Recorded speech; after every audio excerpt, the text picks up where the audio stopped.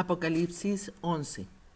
Se me dio una caña que servía para medir y se me ordenó: levántate y mide el templo de Dios y el altar y calcula cuántos pueden adorar allí, pero no incluyas el atrio exterior del templo. No lo midas porque ha sido entregado a las naciones paganas, las cuales pisotearán la ciudad santa durante 42 meses. Por mi parte, yo encargaré a mis dos testigos que, vestidos de luto, profeticen durante 1260 días. Y estos dos testigos son los dos olivos y los dos candelabros que permanecen delante del Señor de la tierra. Si alguien quiere hacerles daño, ellos lanzan fuego por la boca y consumen a sus enemigos. Así habrá de morir cualquiera que intente hacerles daño. Estos testigos tienen poder para cerrar el cielo a fin de que no llueva mientras estén profetizando, y tienen poder para convertir las aguas en sangre y para azotar la tierra cuantas veces quieran, con toda clase de plagas. Ahora bien, cuando hayan terminado de dar su testimonio, la bestia que sube del abismo les hará la guerra, los vencerá y los matará. Sus cadáveres quedarán tendidos en la plaza de la gran ciudad, llamada en sentido figurado Sodoma y Egipto, donde también fue crucificado su Señor. Y gente de todo pueblo, tribu, lengua y nación contemplará sus cadáveres por 3 días y medio y no permitirá que se les dé sepultura. Los habitantes de la tierra se alegrarán de su muerte y harán fiesta e intercambiarán regalos porque estos dos profetas les estaban haciendo la vida imposible. Pasados los 3 días y medio, entró en ellos un aliento de vida enviado por Dios y se pusieron de pie, y quienes los observaban quedaron sobrecogidos de terror. Entonces los dos testigos oyeron una potente voz del cielo que les decía: suban acá. Y subieron al cielo en una nube a la vista de sus enemigos. En ese mismo instante se produjo un violento terremoto y se derrumbó la 10ª parte de la ciudad. Perecieron 7.000 personas, pero los sobrevivientes, llenos de temor, dieron gloria al Dios del cielo. El segundo ay ya pasó, pero se acerca el tercero. Tocó el séptimo ángel su trompeta, y en el cielo resonaron fuertes voces que decían: el reino del mundo ha pasado a ser de nuestro Señor y de su Cristo, y Él reinará por los siglos de los siglos. Los 24 ancianos que estaban sentados en sus tronos delante de Dios se postraron rostro en tierra y adoraron a Dios diciendo: Señor Dios todopoderoso que eres y que eras, te damos gracias porque has asumido tu gran poder y has comenzado a reinar. Las naciones se han enfurecido, pero ha llegado tu castigo, el momento de juzgar a los muertos y de recompensar a tus siervos los profetas, a tus santos y a los que temen tu nombre, sean grandes o pequeños, y de destruir a los que destruyen la tierra. Entonces se abrió en el cielo el templo de Dios. Allí se vio el arca de su pacto, y hubo relámpagos, estruendos, truenos, un terremoto y una fuerte granizada.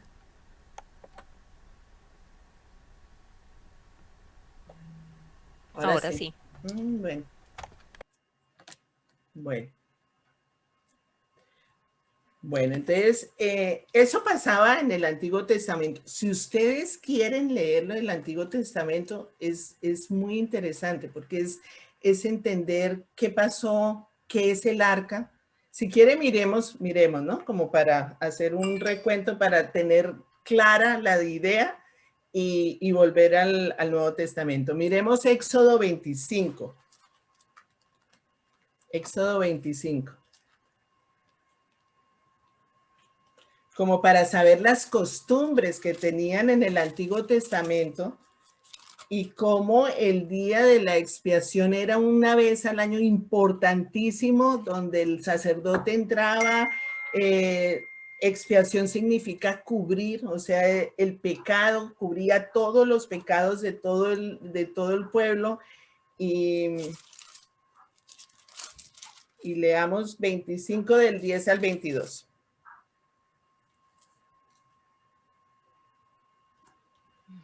Este es el arca. El arca. ¿Quién lo quiere leer?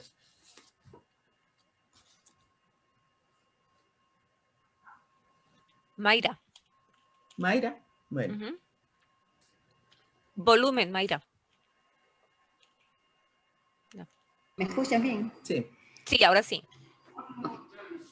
Harán también un arca de madera de acacia, cuya longitud será de 2,5 codos, su anchura de 1,5 codos y su altura de 1,5 codos. Y la cubrirás de oro puro por dentro y por fuera, y harás sobre ella una cornisa de oro alrededor. Fundirás para ella 4 anillos de oro que pondrás en sus 4 esquinas, 2 anillos a un lado de ella y 2 anillos al otro lado. Harás una vara de madera de acacia, las cuales cubrirás de oro, y meterás las varas por los anillos a los lados del arca para llevar el arca con ellas. Sigo. Sí. Las varas quedarán en los anillos del arca, no se quitarán de ella, y pondrás en el arca el testimonio que yo te daré, y harás un propiciatorio de oro fino, cuya longitud será de 2,5 codos y su anchura de 1,5 codos. Harás también 2 querubines de oro labrados a martillo, lo harás en los 2 extremos del propiciatorio. Harás pues un querubín en un extremo y un querubín en el otro extremo. De una pieza con el propiciatorio harás los querubines en sus 2 extremos. Y los querubines extenderán por encima las alas, cubriendo con sus alas el propiciatorio, sus rostros el uno enfrente del otro, mirando al propiciatorio los rostros de los querubines. Y pondrás el propiciatorio encima del arca, y en el arca pondrás el testimonio que yo te daré. Y de ahí me declararé a ti y hablaré contigo de sobre el propiciatorio de entre los 2 querubines que están sobre el arca del testimonio. Todo lo que yo te mandaré para los hijos de Israel. Exacto. Entonces, está la cajita, está la caja, que era de una vara de madera, de acacia, y el propiciatorio era de oro, completamente de oro macizo, y había al lado y al lado 2 querubines, también de oro, que se encontraban así uno al frente del otro, ¿no? Ay, espérate, ¿quién está entrando? Fidel. Alrededor, o sea, aquí están los 2 ángeles, los 2 querubines, y al borde había como una especie de corona, todo de oro. O sea, el propiciatorio es la tapa de la caja, del arca. Dentro del arca estaban las leyes que Dios le había dado a Moisés. Entonces, esa tapa, ese propiciatorio tenía que estar siempre sellado, no se podía mover, no se podía abrir. La persona que abriera eso sin permiso, eso significaba la muerte. Y cuando entraba el sumo sacerdote, que entraba con los 2 corderos, uno para cubrirlo con la sangre y echarlo, ese ya llamaban el chivo expiatorio, porque con él le ponía todos los pecados del pueblo y después lo echaba afuera. Con el otro era que hacía el sacrificio. Entonces, con esa sangre, los 2 querubines aquí, la sangre la ponía en el medio del propiciatorio y ahí se presenciaba la majestad de Dios. O sea, ahí se encontraba el Señor con el sumo sacerdote, ya fuera Aarón o fuera Moisés, ¿no? O sea, hablaba con el sacerdote. Entonces ahí es donde dice el Señor, coloca el propiciatorio encima del arca y pon dentro de ella la ley que voy a entregarte. O sea, la ley va dentro de la cajita. Yo me reuniré allí contigo en medio de los 2 querubines, o sea, el Señor, donde está la sangre, la sangre cubría el propiciatorio. Y en medio de los 2 querubines que están sobre el arca del pacto, desde la parte superior del propiciatorio, te daré todas las instrucciones que habrás de comunicarles a los israelitas, ¿sí? Entonces, aquí, si vamos a Levítico, Éxodo, Levítico, vamos a Levítico.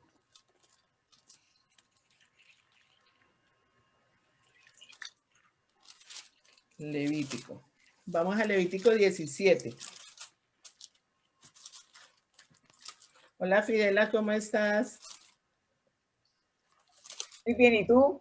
Bien, gracias a Dios. Ah, bueno, me encanta. Aquí nos devolvimos al Antiguo Testamento porque estamos hablando del capítulo 11.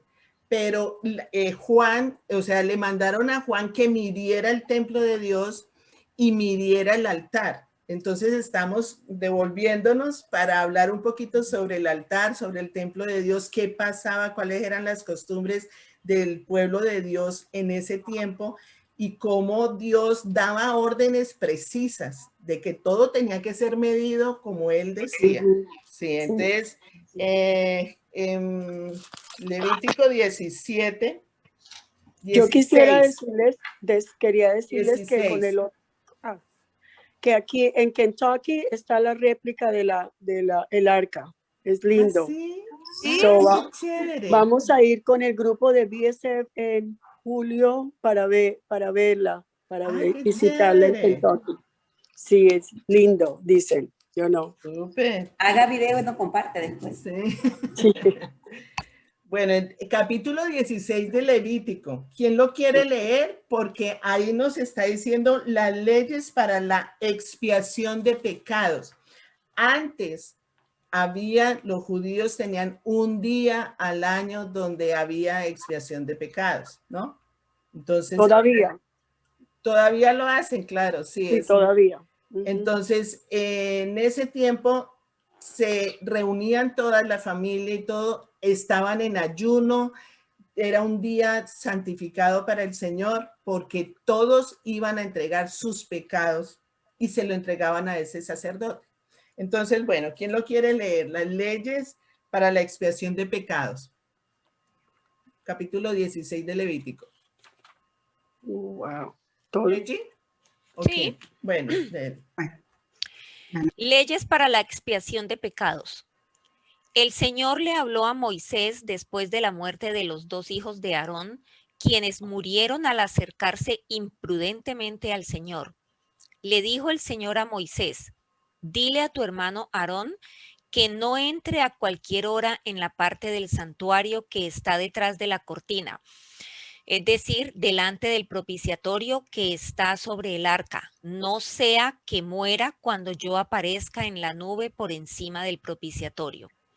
Aarón deberá entrar en el santuario con un novillo para el sacrificio expiatorio y un carnero para el holocausto.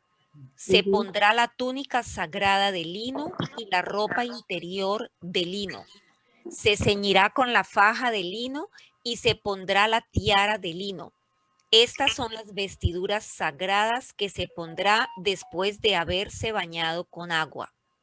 De la comunidad de los israelitas, Aarón tomará 2 machos cabríos para el sacrificio expiatorio y un carnero para el holocausto. Después de que haya ofrecido el novillo del sacrificio expiatorio como propiciación por él y por su familia, tomará los 2 machos cabríos y los presentará ante el Señor a la entrada de la tienda de reunión. Entonces Aarón echará suertes sobre los 2 machos cabríos, uno para el Señor y otro para soltarlo en el desierto. Aarón ofrecerá como sacrificio expiatorio el macho cabrío que le tocó al Señor, pero presentará vivo ante el Señor como propiciación el macho cabrío que soltará en el desierto, es decir, lo enviará a Azazel. Aarón presentará el novillo para su propio sacrificio expiatorio y hará propiciación por él y por su familia. Degollará el novillo para su propio sacrificio expiatorio. Luego tomará del altar que está ante el Señor un incensario lleno de brasas, junto con 2 puñados llenos de incienso aromático en polvo, y los llevará tras la cortina. Colocará entonces el incienso sobre el fuego en presencia del Señor, para que la nube de incienso cubra el propiciatorio que está sobre el arca del pacto. De esa manera, Aarón no morirá. Después tomará un poco de la sangre del novillo y la rociará con su dedo al costado oriental del propiciatorio. La rociará delante del propiciatorio 7 veces. Luego degollará el macho cabrío del sacrificio expiatorio en favor del pueblo. Llevará su sangre detrás de la cortina y hará con esa sangre lo mismo que hizo con la del novillo. La rociará sobre y delante del propiciatorio.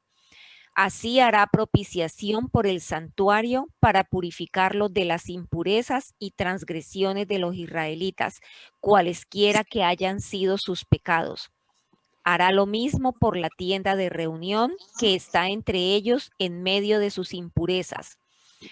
Nadie deberá estar en la tienda de reunión desde el momento en que Aarón entre para hacer propiciación en el santuario hasta que salga, es decir, mientras esté haciendo propiciación por sí mismo, por su familia y por toda la asamblea de Israel. Aarón saldrá luego para hacer propiciación por el altar que está delante del Señor.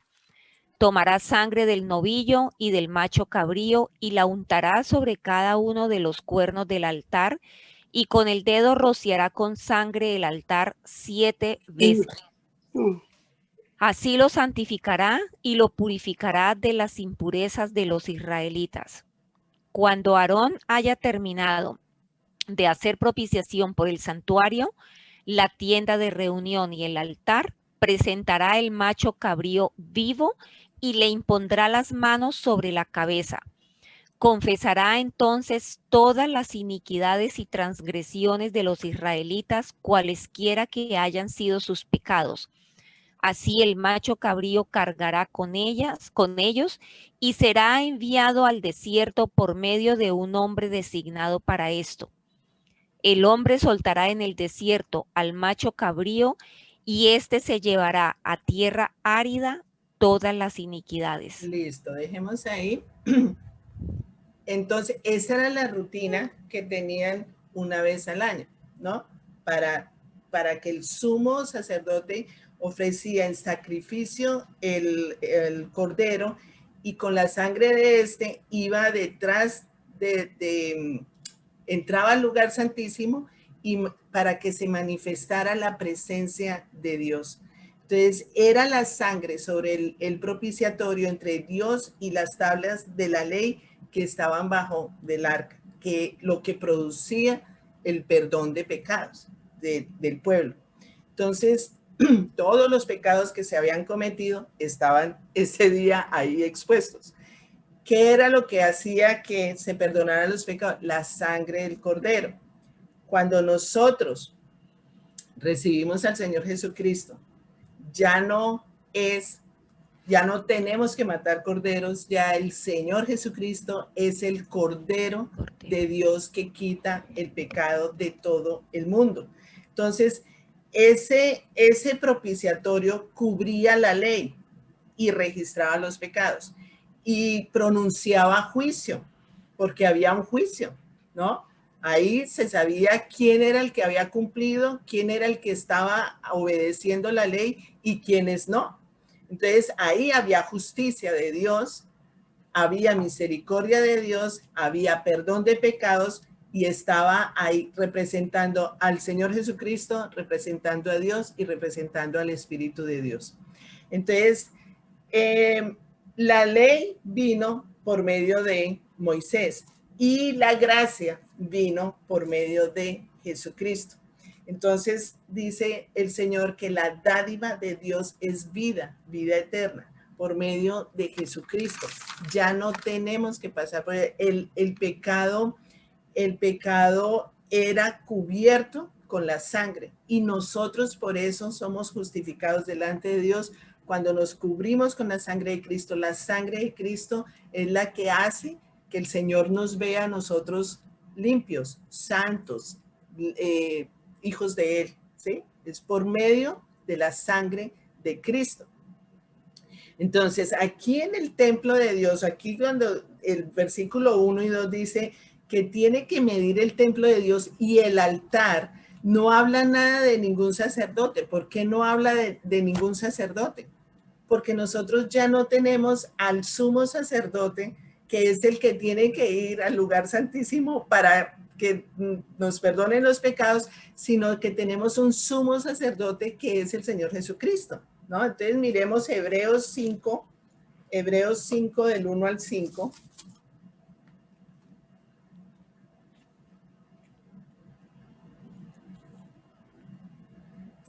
Bueno, en el 4 también está el del 4, versículo 14 en adelante. Leámoslo. ¿Hebreos qué? Hebreos 4, 14 hasta el capítulo 5 del 1 al 5.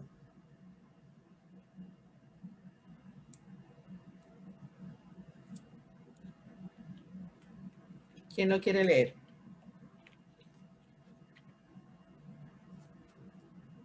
¿Fidela? Bueno. Hebreos 4:14 Sí. dice: Jesús el gran sumo sacerdote. Por lo tanto, ya que en Jesús, el Hijo de Dios, tenemos un gran sumo sacerdote que ha atravesado los cielos, aferrémonos a la fe que profesamos. Porque no tenemos un sumo sacerdote incapaz de compadecerse de nuestras debilidades, sino uno que ha sido tentado en todo de la misma manera que nosotros, aunque sin pecado. Así que acerquémonos confiadamente al trono de la gracia para recibir misericordia y hallar la gracia que nos ayude en el momento que más la necesitemos. Sigue. 5. Todo sumo sacerdote es escogido de entre los hombres. Él mismo es nombrado para representar a su pueblo ante Dios y ofrecer dones y sacrificios por los pecados. Puede tratar con paciencia a los ignorantes y extraviados, ya que él mismo está sujeto a las debilidades humanas. Por tal razón, se ve obligado a ofrecer sacrificios por sus propios pecados, como también por los del pueblo. Nadie ocupa ese cargo por iniciativa propia. Más bien, lo ocupa el que es llamado por Dios, como sucedió con Aarón. Tampoco Cristo se glorificó a sí mismo, haciéndose sumo sacerdote, sino que Dios le dijo: tú eres mi hijo, hoy mismo te he engendrado. Así es. Entonces, ¿qué pasó con el pueblo de Dios? Que el pueblo de Dios no hizo caso. El pueblo de Dios era desobediente, era rebelde, hacía lo que él quería, lo que querían. Las leyes de Dios se la pasaban cada vez por la faja, como se dice. Entonces llegó un momento en que Dios dijo: no, esto no puede ser. O sea, mandó, él fue el que llamó al Hijo unigénito para que viniera aquí y pudiera ser el Salvador, el Mesías, el único que podía salvar a la humanidad. No había ningún otro, no había ningún justo, no había ningún bueno, no había nadie que sirviera a nada. El único fue el Señor Jesucristo, que fue el que murió por nosotros. Entonces, ahí cuando dicen de que todo indica una medición, de medir el templo, de medir el altar, o sea, está hablando algo literal y también está hablando de un sentido figurado, de medir esa parte de nosotros. Cuando Dios dice en Mateo, miremos Mateo 7:2, que dice: con la vara que midas serás medido. 7:2. Porque tal como juzguen se les juzgará, y con la medida que midan a otros se les medirá a ustedes. ¿Sí? Entonces, ahí está la idea y la relación que tiene esos versículos del Apocalipsis 11, 1 y 2 con el día de la expiación y también con nosotros mismos, o sea, con nuestro corazón, de evaluación, de juicio. O sea, todo el tiempo nosotros tenemos que examinar nuestro corazón, de mirar si estamos obedeciendo o no estamos obedeciendo la ley de Dios.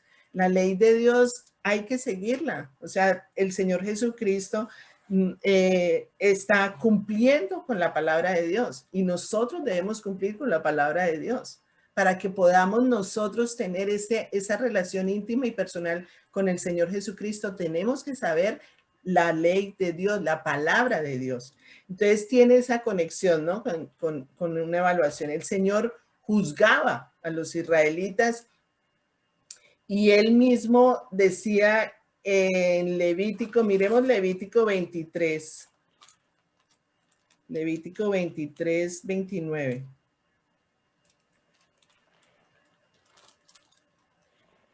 El Señor nos está dando órdenes, nos está dando mandamientos, nos está dando preceptos.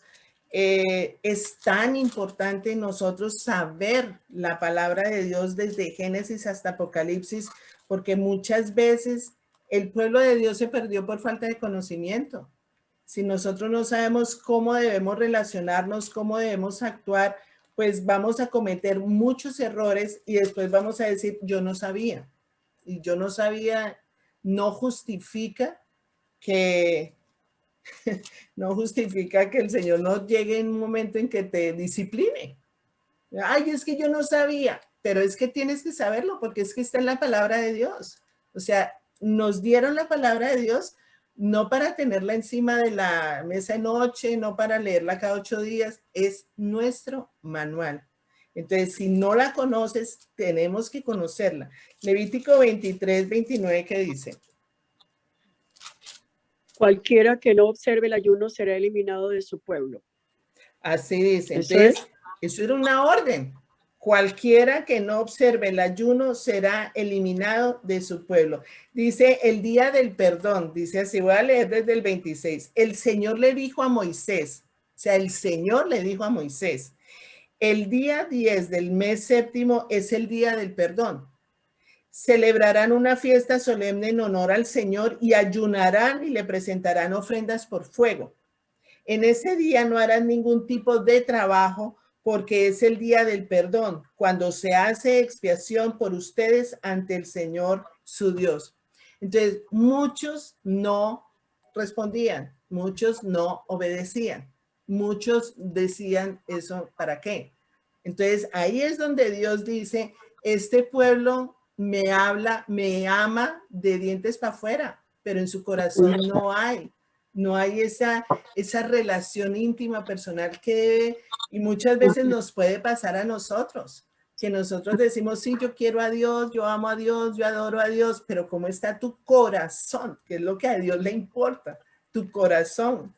¿Eres sincera con Dios? O sea, ¿realmente haces las cosas porque lo quieres alabar, agradar, o por qué lo haces? Y muchas veces se nos convierte el cristianismo en religión, en algo que tengo que hacer, entonces tengo que cumplir con esto, tengo que dar esto, entonces por obligación.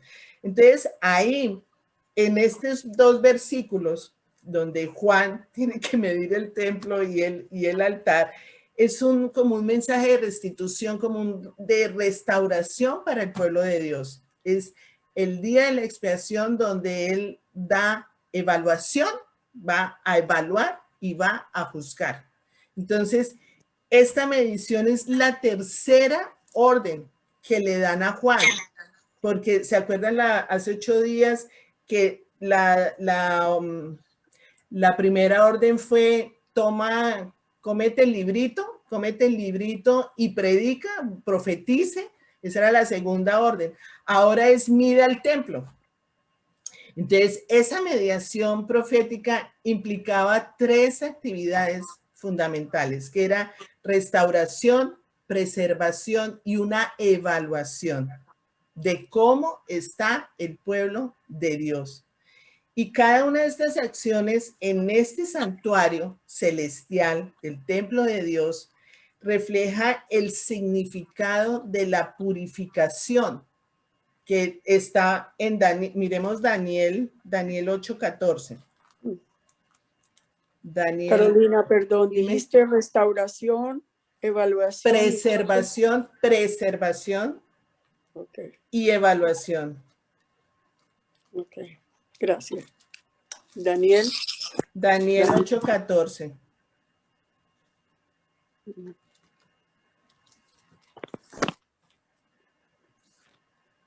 La bendición de nosotras, las cristianas, los cristianos, es que tenemos al Espíritu Santo con nosotros y tenemos al Señor Jesucristo y Él es el que nos reargulle de todo pecado. Si estamos concentradas en el Señor conoce tu corazón y sabe que tú le quieres obedecer. En algún momento, si tú sientes algo que como que no está bien, el Señor te lo muestra. El Señor si tú estás pendiente de las cosas del Señor. Miremos Daniel 8:14 que dice.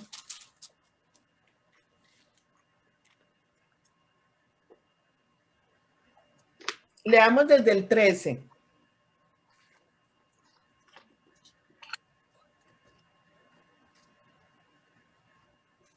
¿Quién lo quiere leer? Me han ofrecido sacrificios y ofrendas y se han comido la carne, pero eso a mí no me agrada. Voy ahora... Perdóname, 8:14, 8:13, 8:13, Daniel 8:13 y 14. Daniel, perdón. Daniel 8:13. Dios mío.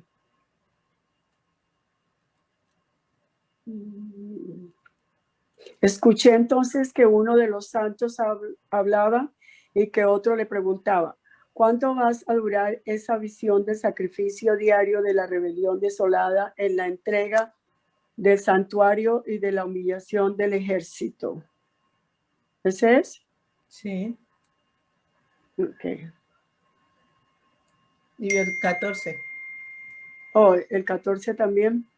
Y aquel santo me dijo, va a tardar 2300 días con sus noches y después de eso se purificará el santuario. Entonces, ahí está, toda esa purificación es realizada directamente sobre el pueblo de Dios, dejando afuera los que no van a aceptar a Dios. Entonces, fíjense que a Juan le dijeron, usted tiene que medir el templo, tiene que medir el altar, pero ahí dice en el versículo 2, pero no incluyas el atrio exterior del templo, no lo midas, porque ha sido entregado a las naciones paganas, las cuales pisotearán la ciudad santa durante 42 meses. ¿Ves? Entonces, ahí el Señor está hablando de que mire quiénes son los que van a adorar al Señor, quiénes son los que están conmigo, quién es mi pueblo, quién es el pueblo que me adora, el pueblo fiel.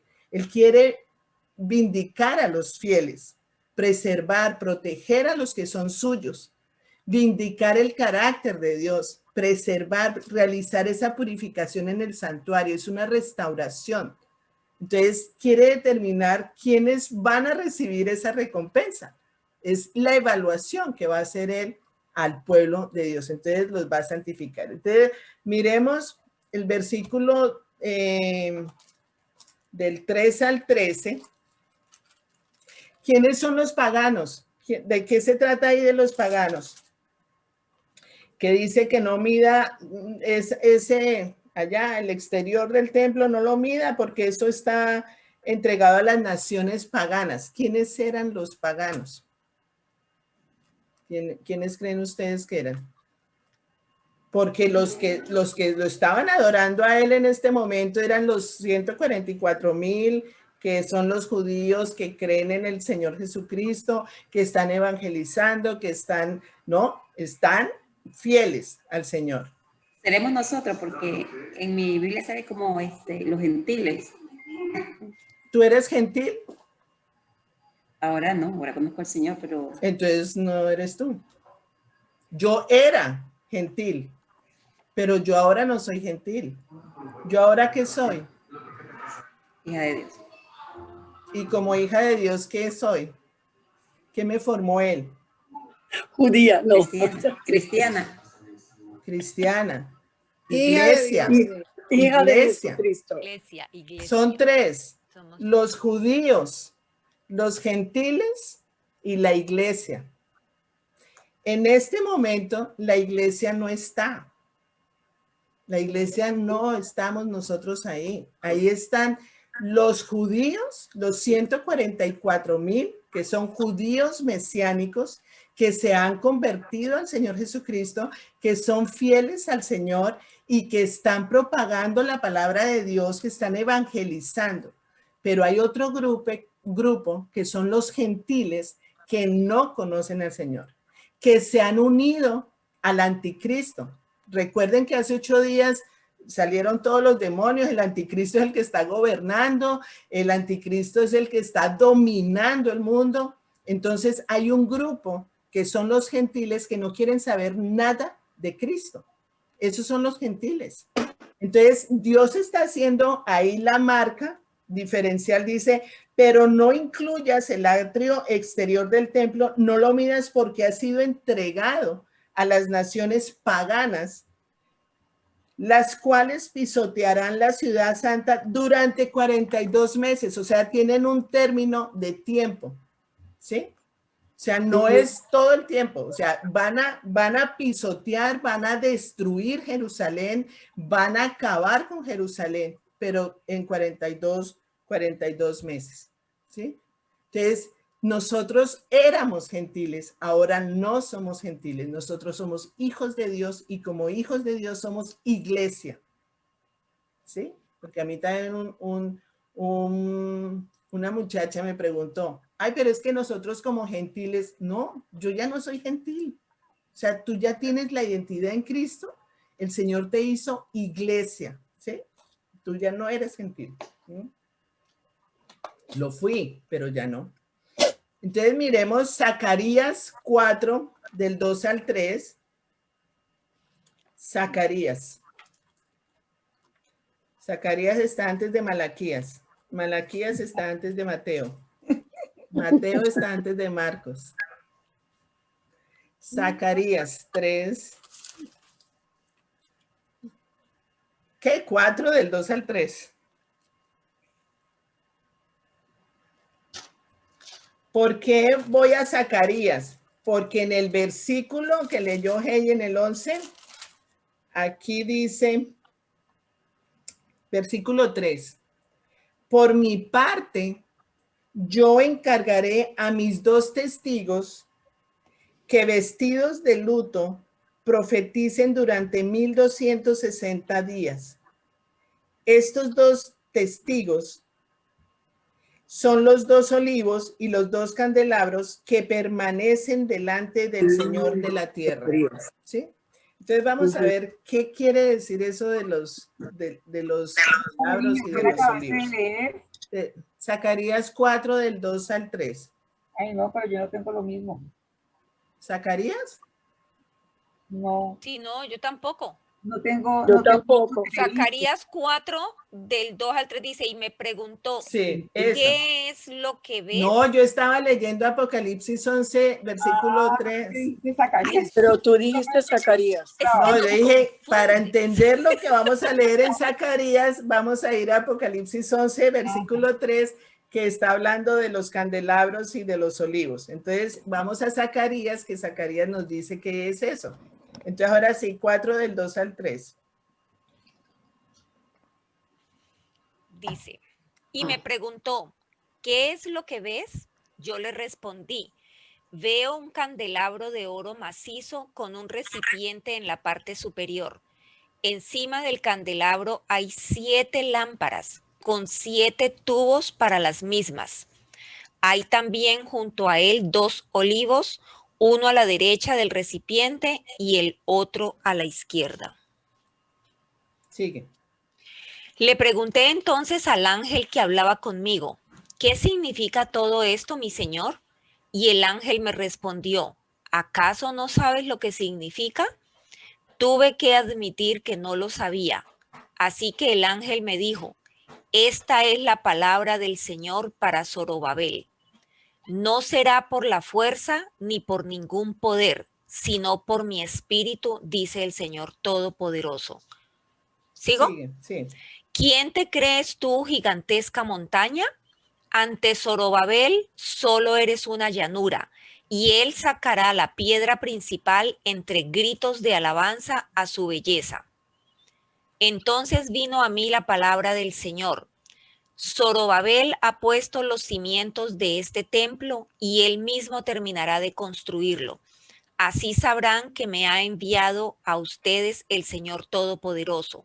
Cuando vean la plomada en las manos de Zorobabel, se alegrarán los que menospreciaron los días de los modestos comienzos. Estos son los 7 ojos del Señor que recorren toda la tierra. Entonces le pregunté al ángel, ¿qué significan estos 2 olivos a la derecha y a la izquierda del candelabro? Y también le pregunté, ¿qué significan estas 2 ramas de olivo junto a los 2 tubos de oro por los que fluye el aceite dorado? El ángel me respondió, ¿acaso no sabes lo que significan? Y yo tuve que admitir que no lo sabía. Así que el ángel me explicó, estos son los 2 ungidos que están al servicio del Señor de toda la tierra. Ven, ahí está hablando de los 2 testigos, está hablando, Dios iba a usar a Zacarías para reconstruir el templo, pero no con los recursos humanos, no con la fortaleza física, sino con la sabiduría y el poder del Espíritu de Dios. O sea, no es con fuerza ni poder, sino con el Espíritu, con mi Espíritu, dice el Señor Todopoderoso. Entonces, Zorobabel, pues era el gobernador civil y Josué era quien era la autoridad religiosa en ese momento. Pero ellos 2 representaban esos 2 olivos y tenían el candelabro lleno de aceite porque eso representaba también el espíritu y la fuerza de Dios. Pero no era por ellos, no era con fuerza, no era con poder humano, sino con el Espíritu de Dios. Entonces Dios quiere hacer su obra a través de nosotros. Dios quiere que nosotras estemos llenas del Espíritu Santo para hacer su obra. Entonces, por eso es que es tan importante cuando él dice en Efesios o en Gálatas 5, no se emborrachen con vino, que es mejor que se llenen del Espíritu Santo. Tengan siempre una vida en el Espíritu, porque el Espíritu Santo es lo que nos da el poder, la fuerza, la valentía, el amor, la paz, la alegría. O sea, todo es el Espíritu de Dios, el que se va a mover para hacer la obra de Dios.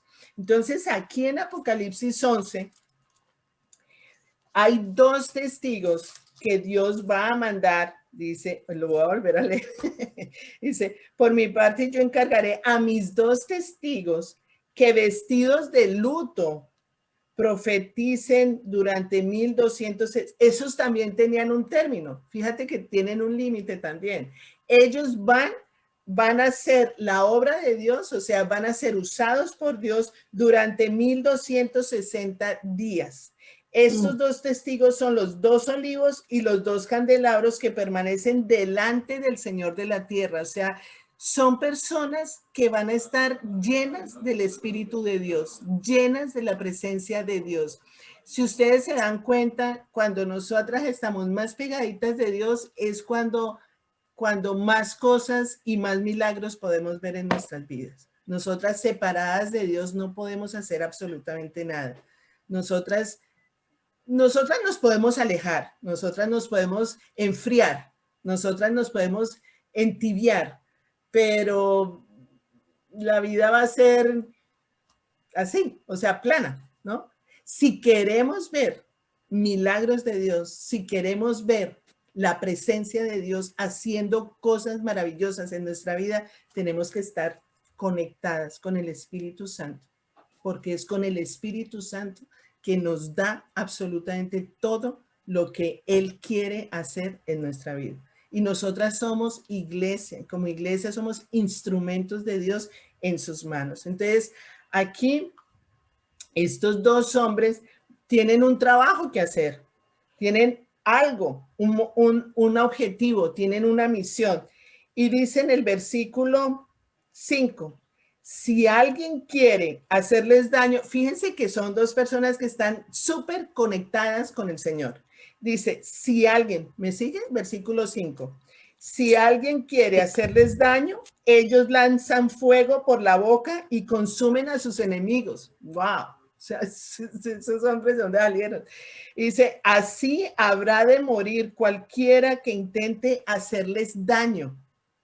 Estos testigos tienen poder para cerrar el cielo a fin de que no llueva mientras estén profetizando, y tienen poder para convertir las aguas en sangre y para azotar la tierra cuantas veces quieran con toda clase de plagas.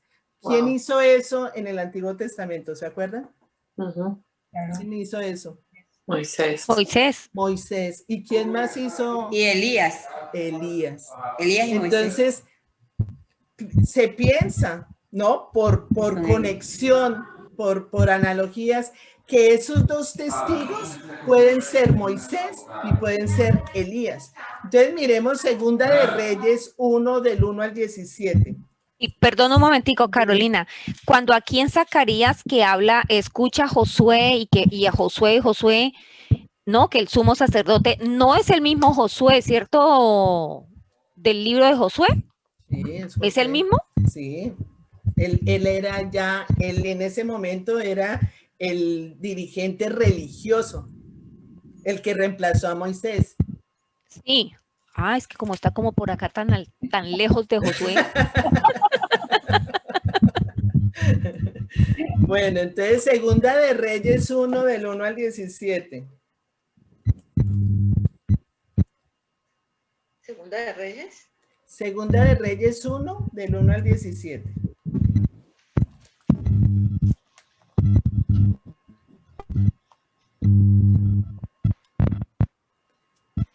Esto para mostrarles lo que Elías hizo. Elías, después de la muerte de Acab, estaba la nación de Moab que se rebeló contra Israel, y Ocosías era había herido al caerse por la ventana del piso. Estoy leyendo el versículo 2, ¿sí? Ocosías, que se había herido al caerse por la ventana del piso superior de su palacio en Samaria, despachó a unos mensajeros con este encargo: vayan y consulten a Baal Zebud, dios de Cron, para saber si voy a recuperarme de estas heridas. O sea, el tipo, pueblo de Dios, y buscando dioses paganos. Entonces llega, pero el ángel del Señor le dijo a Elías el tisbita: levántate y sal al encuentro de los mensajeros del rey de Samaria. Diles, ¿y ustedes por qué van a consultar a Baal Zebud, dios de Ecrón? ¿Acaso no hay Dios en Israel? Pues bien, así dice el Señor: ya no te levantarás de tu lecho de enfermo, sino que ciertamente morirás. Así lo hizo Elías, y cuando los mensajeros regresaron, el rey les preguntó: ¿cómo? ¿Ya están de regreso? Ellos le respondieron: es que un hombre nos salió al encuentro y nos dijo que regresáramos al rey que nos había enviado y le dijéramos: así dice el Señor, ¿por qué mandas a consultar a Baal Zebud, dios de Ecrón? ¿Acaso no hay Dios en Israel? Y aquí en el versículo 9 dice: enseguida envió a un oficial con 50 soldados a buscarlos. El oficial fue y encontró a Elías sentado en la cima de un monte. Hombre de Dios, le dijo, el rey le ordena que baje. Sí, soy hombre de Dios. Fíjense la identidad de Elías, que le dicen hombre de Dios. Dice: sí, yo soy hombre de Dios. ¿Cuántas de nosotras nos dicen, cristiana? Sí, yo soy cristiana, yo tengo todo el poder del Espíritu Santo, dígame lo que quiera. Aquí Elías tenía la seguridad de que el Señor estaba con él. Y dice, replicó Elías: que caiga fuego del cielo y te consuma junto con tus 50 soldados. Al instante cayó fuego del cielo y consumió al oficial y a sus soldados. Y eso no lo hizo una vez, lo hizo 3 veces. Dice: así que el rey envió a otro oficial con otros 50 soldados en busca de Elías. Hombre de Dios, dijo, el rey le ordena que baje inmediatamente. Sí, soy hombre de Dios, repuso Elías, que caiga fuego del cielo y te consuma junto con tus 50 soldados. Una vez más, fuego de Dios cayó del cielo y consumió al oficial y a sus soldados. Por tercera vez, el rey envió a un oficial con otros 50 soldados. Cuando éste llegó hasta donde estaba Elías, se puso de rodillas delante de él y le imploró: hombre de Dios, le ruego que respete mi vida y la de estos 50 servidores suyos. Sé bien que cayó fuego del cielo y consumió a los 2 primeros oficiales y a sus soldados. Por eso le pido ahora que respete mi vida. El ángel del Señor le ordenó a Elías: baja con él, no le tengas miedo. Así que Elías se levantó y bajó con el oficial para ver al rey, a quien le dijo: así dice el Señor, ¿enviaste mensajeros a consultar a Baal-Zebub, dios de Ecrón? ¿Acaso no hay Dios en Israel a quien puedas consultar? Puesto que has actuado así, ya no te levantarás de tu lecho de enfermo, sino que ciertamente morirás. Y así fue como murió el rey. Entonces, fíjense lo que Elías era capaz de hacer por el poder del Espíritu de Dios en él. Era solamente eso, ¿ves? Carolina, ¿y quién fue Enoc? Dicen también que era... Enoc también, sí. Más adelante vamos a hablar de Enoc, pero entonces vamos a seguir con la línea de... Porque Enoc también el Señor lo levantó y lo llevó al cielo, ¿no? sin morir. Él no murió, no, desapareció. No. Sí. Entonces, él desapareció, ¿verdad? Sí. Sí, Dios lo levantó en un carro y se lo llevó. Sí. Entonces, cuando vemos esto, vemos el poder del Espíritu Santo en Elías. Y entonces, después, otra persona que tiene ese poder con las plagas y todo fue Moisés. Entonces, miremos Santiago 5, 17, 18. Santiago.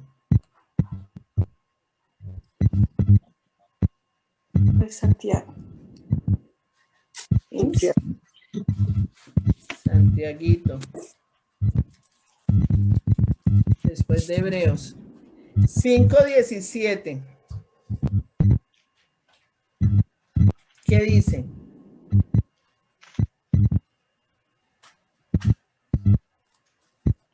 ¿Quién lo tiene? Dice, Elías... 5:17. Sí. 5:17, sí. 5:17. Sí. Elías era un hombre con debilidades como las nuestras. Con fervor oró que no lloviera y no llovió sobre la tierra durante 3 años y medio. Wow. ¿Ves? ¿Ustedes creen que nosotros podemos hacer eso? Sí. Sí podemos. Claro, claro que sí. ¿Qué nos falta? El corazón de Elías. Sí. La unción de Elías. Perseverancia. El Espíritu Santo, lo necesitamos al Espíritu Santo. Sí, súper, sí. Ya tenemos el Espíritu Santo, nos falta la fe. Nos falta creer. Tenemos fe, tenemos al Espíritu Santo. Lo que pasa es que nos falta desarrollar la amistad con el Espíritu Santo. Y de verdad nos involucremos de lleno con Él y así vamos a empezar a experimentar el poder del Espíritu Santo. Eso es lo que nos falta, es perseverancia, resistencia. ¿Sabes qué creo yo también? Que a veces nos contaminamos mucho por el mundo. O sea, a veces como que nos llenamos de muchas ideas del mundo y nos desconectamos, ¿no? Sí. Es como que sí, yo creo en la palabra de Dios, yo sé que eso es verdad, sí, pero bueno, esa seguridad, esa confianza, ese poder de Elías, de que sí, yo soy el hijo de Dios, yo soy siervo de Dios, yo soy, o sea, ¿cuántas veces, será que si lloro esto me o sea, hay que tener esa confianza, esa seguridad en Dios, pero a veces nos dejamos, sí, contaminar mucho del mundo, de cosas que pasan en el mundo, entonces, la fe se disminuye.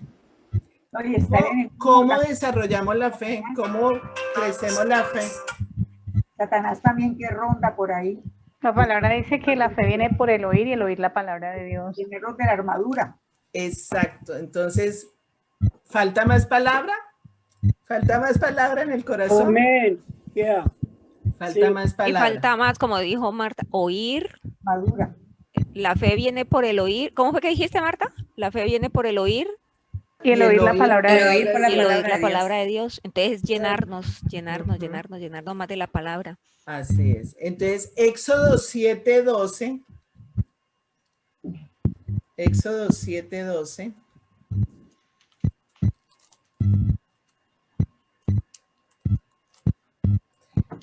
Una de las cosas que hacía Moisés y hacía Aarón era que cumplían al pie de la letra las órdenes de Dios. Ujú. Y yo creo que eso es Clave. lo que es clave. O sea, la obediencia al pie de la Eso. letra. A veces somos como muy flexibles, como muy... yo me imagino que eso debe ser así. O yo creo que lo que el Señor quiere decir es que no, y tampoco es como tan grave que no, o sea, cuando Lo dice... acomodamos de acuerdo a la conveniencia. Sí, yo creo que eso Sí. es una falla, que podemos tener nosotras y no nos permite ver realmente la majestad del Señor, el poder del Señor. Nosotros lo vemos y lo hemos visto y hemos orado y el Señor nos ha respondido muchas cosas y el Señor se manifiesta, pero yo creo que nosotras podríamos hacer más si estamos más concentradas en cumplir al pie de la letra la palabra de Dios.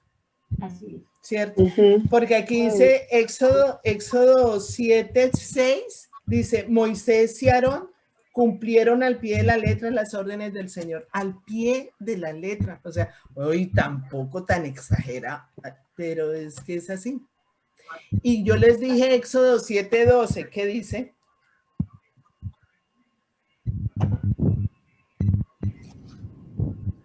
Cada uno de ellos arrojó su vara al suelo y cada vara se convirtió en una serpiente. Sin embargo, la vara de Aarón se tragó las varas de todos ellos. O sea, tenían ese poder. Era el poder del Señor en ellos de hacer que el pueblo viera, y estos tipos de dónde salieron, son extraterrestres o qué son, ¿cómo hacen eso? Entonces, todo puede uno pensar que esos dos testigos pueden ser Elías y pueden ser Moisés. Y cuando ellos terminan, miremos en Apocalipsis 11:7, versículo 7, porque seguimos con los testigos. No es fácil la vida de los testigos, porque dice en el versículo 7, ahora bien, cuando hayan terminado de dar su testimonio, la bestia que sube del abismo les hará la guerra, los vencerá y los matará. O sea, estos hombres van a ser muertos por el anticristo, por la bestia. Y dice en el versículo 8, sus cadáveres quedarán tendidos en la plaza de la gran ciudad, llamada en sentido figurado Sodoma y Egipto, donde también fue crucificado su Señor. Imagínense, cuando terminen ellos de dar el testimonio, la bestia, Satanás, los va a matar. El diablo no tiene poder sobre sus vidas. Todo esto es controlado por el Señor, pero el control de sus vidas la tiene Dios, porque después vamos a ver qué pasa. Ellos son testigos del Señor. El Señor los tiene protegidos. Entonces son mártires, ¿no? Que se llaman mártires.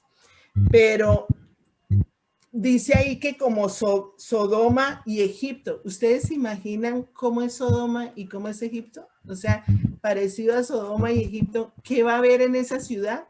Todo lo que va a haber en esa ciudad como Sodoma y Egipto, o sea, inmoralidad sexual, prostitución, opresión, esclavitud, o sea, gobernada por el anticristo, ¿qué puede haber? Bueno, Nada. Entonces, estos dos hombres van a ser muertos. Y dice ahí en el versículo que no, dice versículo 9, y gente de todo pueblo, tribu, lengua y nación contemplará sus cadáveres por 3 días y medio y no permitirá que se les dé sepultura.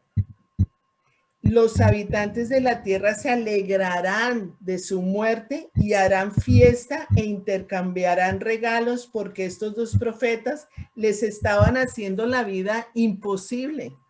O sea, claro, o sea, en un mundo donde solamente está el anticristo haciendo y deshaciendo su vida, estos dos testigos que están dando testimonio de lo que Dios hace, de lo que Dios dice, llevando la palabra de Dios, pues para ellos todo eso era incómodo, para ellos les está haciendo la vida imposible.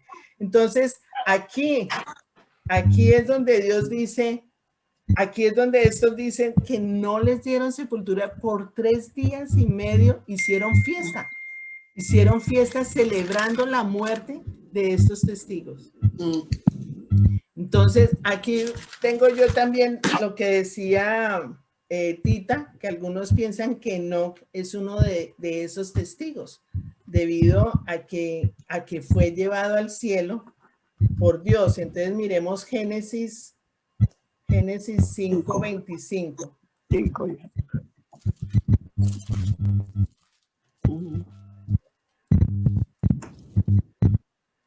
5:25.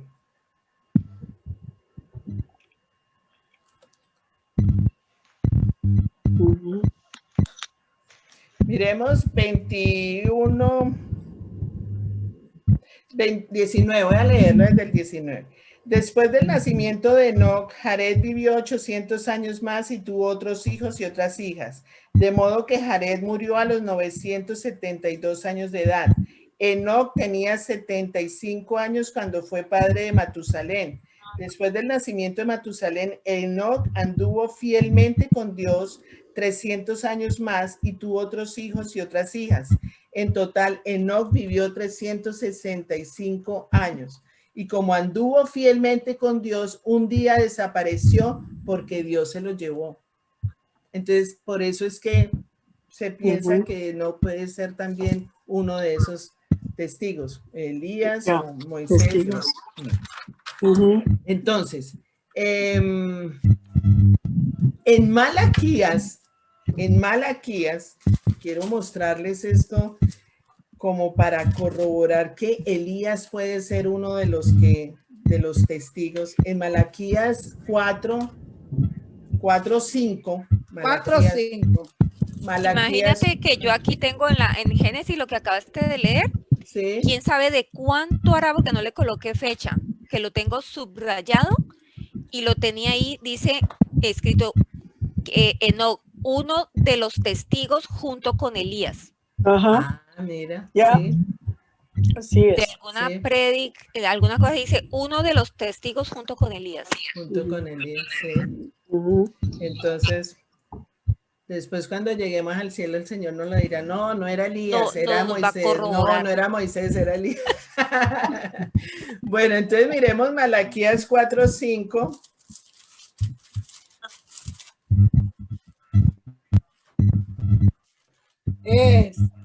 Se piensa mucho en Elías y Moisés, porque en el momento en que el Señor Jesucristo subió, ¿se acuerdan? Que estuvo Moisés y Elías con él, hablando con él. Sí, sí.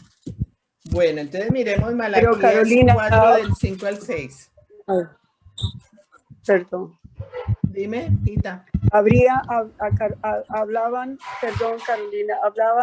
del libro de Enoc, pero que nunca fue puesto en la Biblia, porque seguro, no sé, fue después de Jesucristo, hay algo así del libro de Enoc. El libro apócrifo. Yo no sé qué hablé, pero bueno. Malaquías 4 del 5 al 6, ¿qué dice?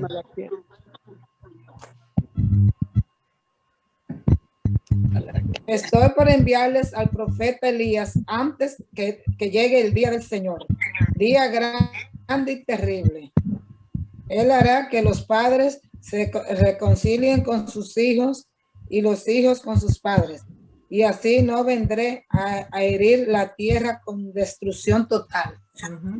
Entonces, por eso Porque él piensa antes de la ira, ahí está claro que Elías es uno de ellos. que Elías era uno de esos, Claro, antes ahí que está llegue claro. el día del Señor. El día del Señor, día grande y terrible. Sí. Ahí está claro. Sí. Está claro. Está Entonces claro, miremos Mateo 17:1, Mateo 17:1.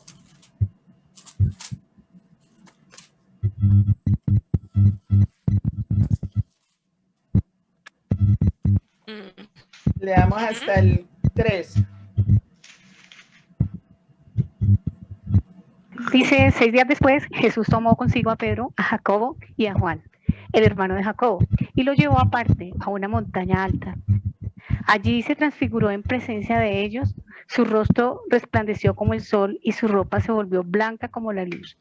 En esto se les aparecieron Moisés y Elías conversando con Jesús.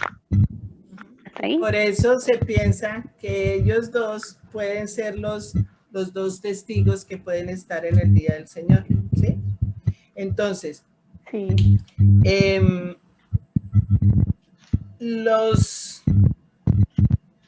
Ese hecho de que nadie los haya enterrado y que hayan durado 3 días, para los judíos era terrible. Los judíos tenían que enterrar a las personas y ponerlos así al descubierto 3 días seguidos y hacer fiesta. Era una fiesta para el diablo, mejor dicho, ¿no? Felices de que estos dos hombres hubieran muerto. Y el cuerpo de cuando Moisés murió, el cuerpo de Moisés no fue encontrado, no se sabe dónde quedó. Enterrado, ¿no? Sí, exacto. El cuerpo de Moisés. Por eso apareció. se piensa que Dios no quería que lo lo idolatraran. Iban a idolatrarlo, iban a poner a Moisés primero que a Dios. Ajá. Cierto. ¿Entiendes? Ajá. Iban a idolatrar la tumba, iban a idolatrar a Moisés. Entonces, aquí se muestra el corazón horrible del ser humano en esta muerte de estos dos profetas, que con qué frialdad, con qué dureza, con qué, maldad, es maldad, de dejarlos así al descubierto 3 días seguidos. Se pusieron de pie y quienes los observaron quedaron... versículo 11, le damos el versículo 11 de Apocalipsis 11. Dice, pasados los 3 días y medio, entró en ellos, o sea, en los dos testigos, un aliento de vida enviado por Dios, y se pusieron de pie, y quienes los observaron quedaron sobrecogidos de terror. Entonces los dos testigos oyeron una potente voz del cielo que les decía, suban acá. Y subieron al cielo en una nube a la vista de sus enemigos. Oigan esa escena, o sea, espectacular. O sea, 3 días seguidos, ellos muertos, tirados en la calle, y de pronto llega el soplo, el aliento de vida, el Espíritu de Dios, y llega y los resucita. O sea, eso fue lo que pasó. Los resucitó. Y ante esa escena, la gente muerta del susto. Pues claro, o sea, de la alegría y de la euforia en que estaban, pasaron al terror después de ver que estos testigos se levantaban y se iban en una nube al cielo. Y una voz potente que decían, suban para acá, ustedes no pertenecen allá, vengan para acá. Entonces, ¿ahí qué pasó? En el corazón de la gente que vio eso, hubo terror. Y cuando hay terror, cuando hay temor, fíjense que la gente empieza a arrepentirse. Lo que pasó en la pandemia, algo así. La gente con miedo de las muertes, las enfermedades, la pandemia, todo eso, mucha gente se convirtió al Señor. Mucha gente se acercó a Dios. Mucha gente empezó, Dios mío, sálvanos. porque después del terror, de la angustia, de la desesperación, ahí se empiezan a ver, ay, hay un Dios, ay, sí era cierto, hay Dios. Entonces, eso fue lo que pasó acá. Entonces, se arrepintieron después de ¿qué? De que en el versículo 13 dice, en ese mismo instante, o sea, apenas estos se levantaron a la nube y resucitaron, en ese mismo instante se produjo un violento terremoto y se derrumbó la 10ª parte de la ciudad. O sea, la ciudad estaba en ruinas. Perecieron 7,000 personas, pero los sobrevivientes, llenos de temor, dieron gloria al Dios del cielo. O sea, se arrepintieron después del terremoto y de la resurrección de los 2 testigos. La ciudad estaba en ruinas y ahí es donde dice el Señor, o sea, si aquellos días no fueran acortados, nadie sería salvo, porque todo lo que pasa, y esto dice, el segundo ay, ya pasó. ¿Se acuerdan que hace dos martes veíamos que hay 3 ay? Ay, ay, ay, ay, ay, ay. El segundo ay ya pasó, o sea, es este. Ahora viene la 7ª trompeta. O sea, ya pasó el segundo ay. Ahora viene el versículo 15, en donde el versículo 15 dice, tocó el 7º ángel su trompeta y en el cielo resonaron fuertes voces que decían, el reino del mundo ha pasado a ser de nuestro Señor y de su Cristo, y él reinará por los siglos de los siglos. O sea, está anunciando, la trompeta anuncia el juicio, anuncia la sustitución de los reinos de este mundo por el reino de nuestro Señor Jesucristo. Está diciendo que es el establecimiento definitivo del mundo, del reino de Dios en este mundo para toda la eternidad. Es la derrota de Satanás, es la soberanía de Dios en este mundo donde ya le dio bastante tiempo a todos los gentiles, a todos los judíos de arrepentirse. O sea, los que se arrepintieron después del terremoto, o sea, ya ese era el último tiempito que tenían. Porque lo que Dios quiere es que entre más se arrepientan, mejor.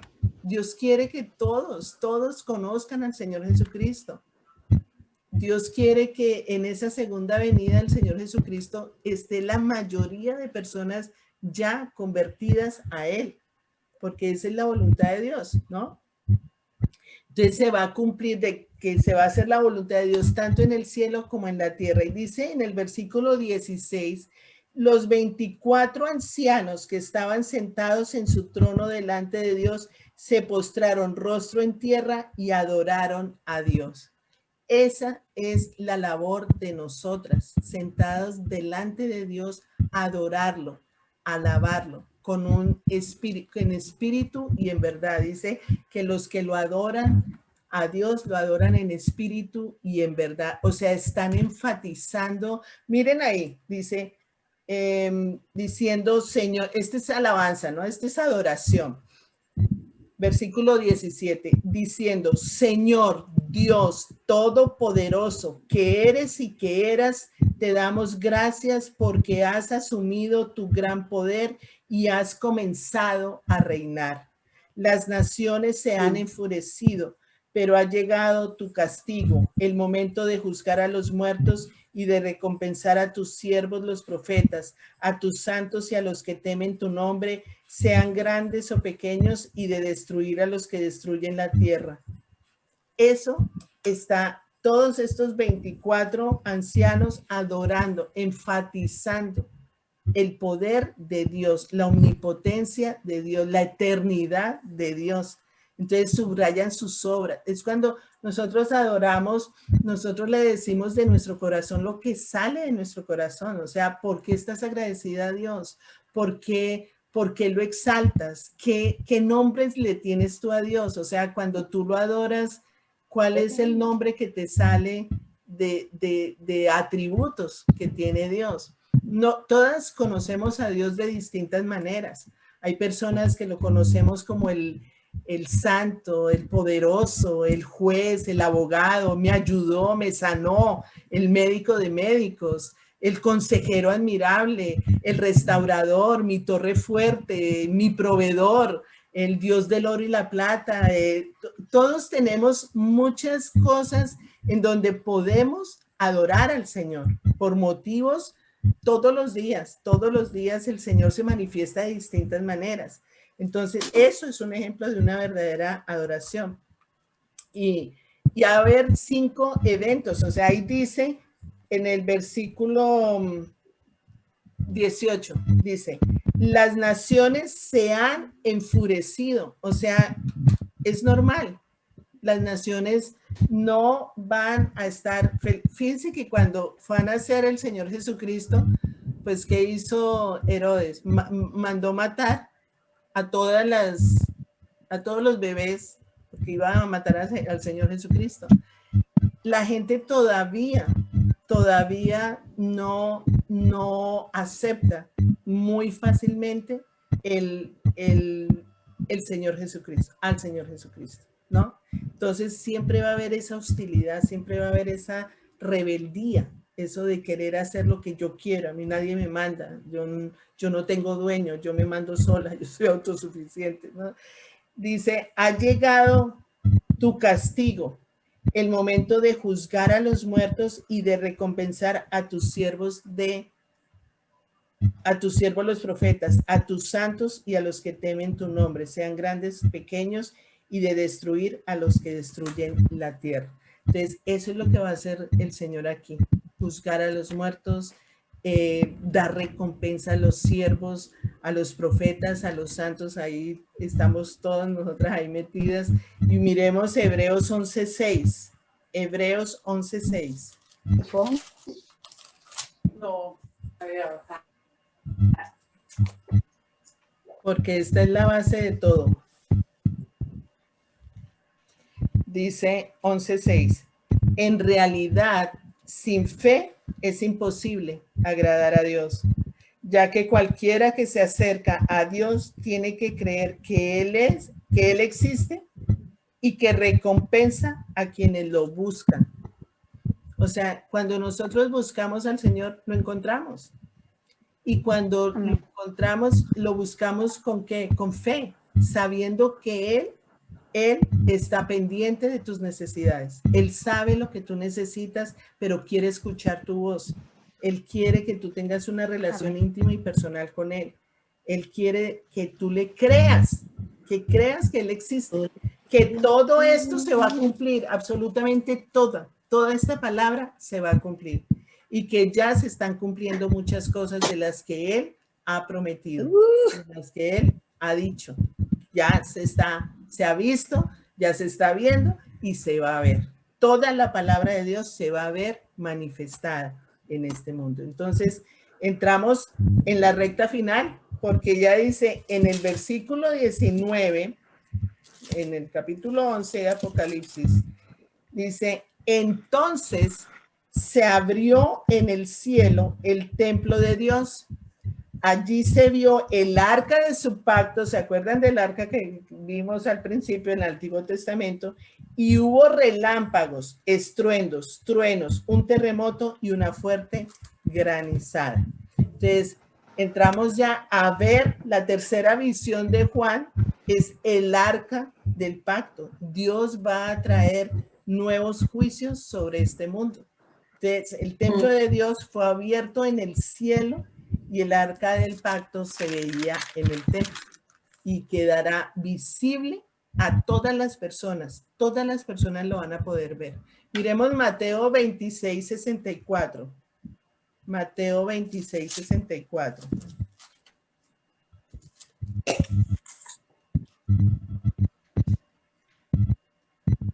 Mateo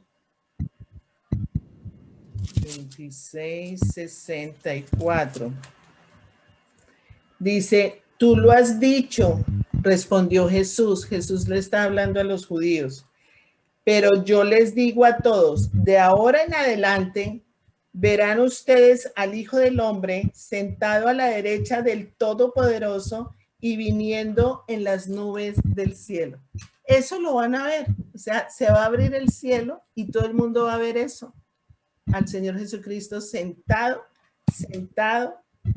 a la derecha del Todopoderoso y viniendo en nubes del cielo. Entonces, el arca del pacto, Dios hizo un pacto con Israel, Dios hizo un pacto con su pueblo, ¿cierto? Dios hizo un pacto con Abraham. Dios, el pacto con Abraham, ¿cuál fue? Que le daba la tierra prometida. Ese fue el pacto con Abraham. Ese pacto se extendió a todos los descendientes. Ahí estamos nosotros incluidos porque somos descendientes de la fe de Abraham. Entonces somos creyentes que cuando nos convertimos, creemos eso. O sea, creemos que ese pacto sigue en pie. En Cristo, nosotras somos apartadas, somos bendecidas, somos santas, somos llenas de la gracia de Dios. Y con el pueblo de Israel, Dios hizo un pacto que este pueblo lo quebró. Este pueblo no lo obedeció. Entonces Dios tuvo que hacer un nuevo pacto que depende no de la ley, sino de la gracia de Dios. Entonces ahí vamos a ver Hebreos 8, que ahí es donde estamos nosotros incluidos, que éramos gentiles y ahora somos iglesia, gracias al nuevo pacto. Hebreos 8, 7.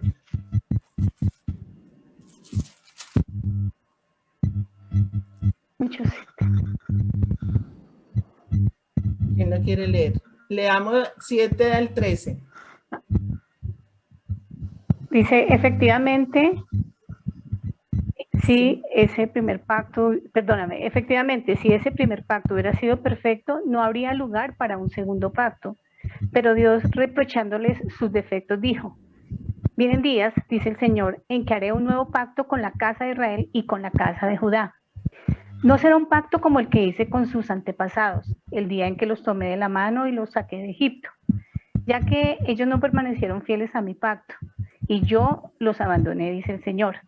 Este es el pacto que después de aquel tiempo haré con la casa de Israel, dice el Señor. Pondré mis leyes en su mente y las escribiré en su corazón. Yo seré su Dios y ellos serán mi pueblo.